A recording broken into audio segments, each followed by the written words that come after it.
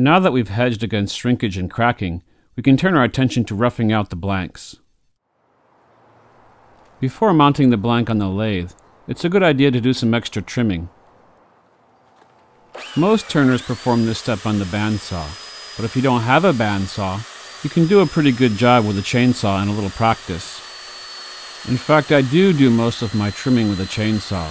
My bandsaw is usually tied up with other things and it's not worth the time that it takes to reconfigure it.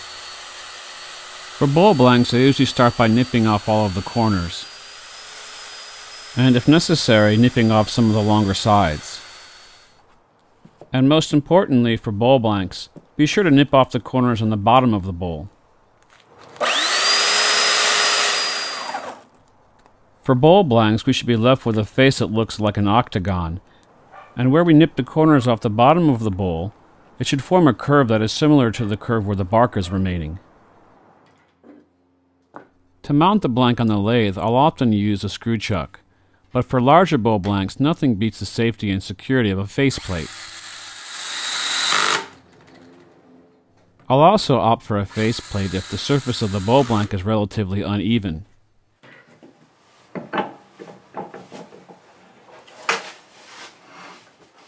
Green bowl blanks can be extremely out of balance, so be sure to start the lathe on a very low speed and work your way up. And here's a tip. When bringing up your rough bowl blank to speed, stand to the side.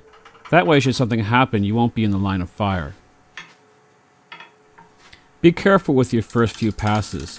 You'll be cutting a lot of air and you won't have much surface for the bevel to ride on. If you find the first few passes difficult, try pinning the gouge to the tool rest to form a fulcrum and make several scooping cuts.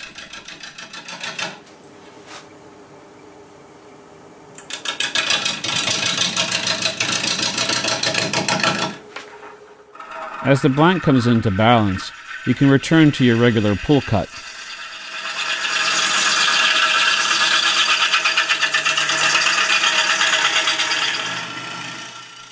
Once we've trued the blank and removed the parts that we don't want, we can define our basic profile.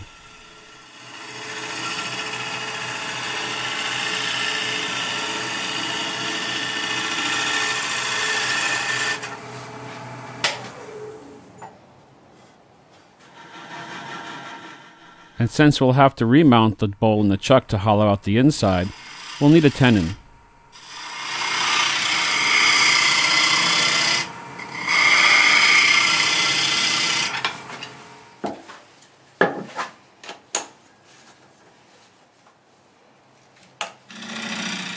A couple of passes along the face to true it up.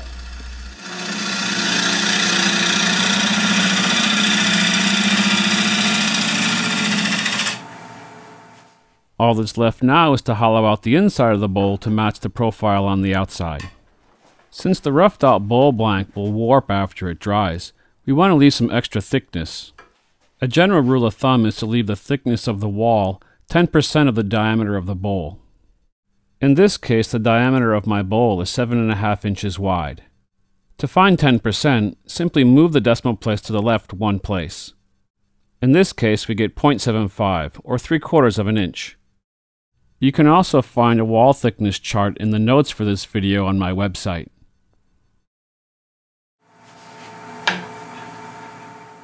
And now that we know our wall thickness, we simply need to hollow out the bowl.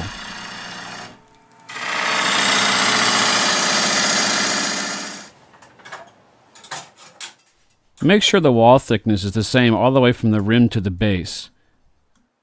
An uneven wall thickness could cause the roughed out bowl to crack when it dries.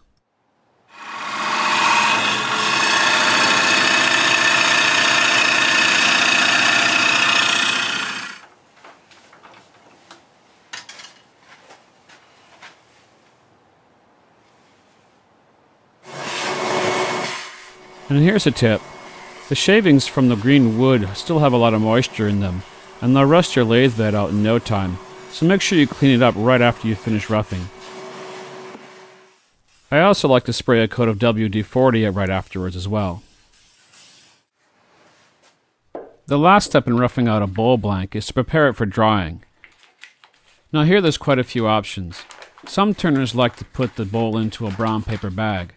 Others like to coat it completely with anchor seal.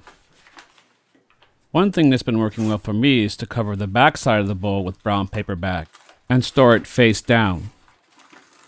Supposedly what this does is cause the blank to dry from the inside out, keeping the bowl compressed, thereby reducing cracking.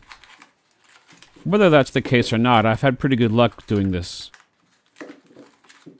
Again, there's quite a few options here, so feel free to experiment. Once we've prepared the roughed out bowl, we can set it aside to dry. It usually takes about 6 months for a roughed out bowl to dry. That might seem like a long time, but before you know it, you'll have a constant queue of rough turnings ready to go.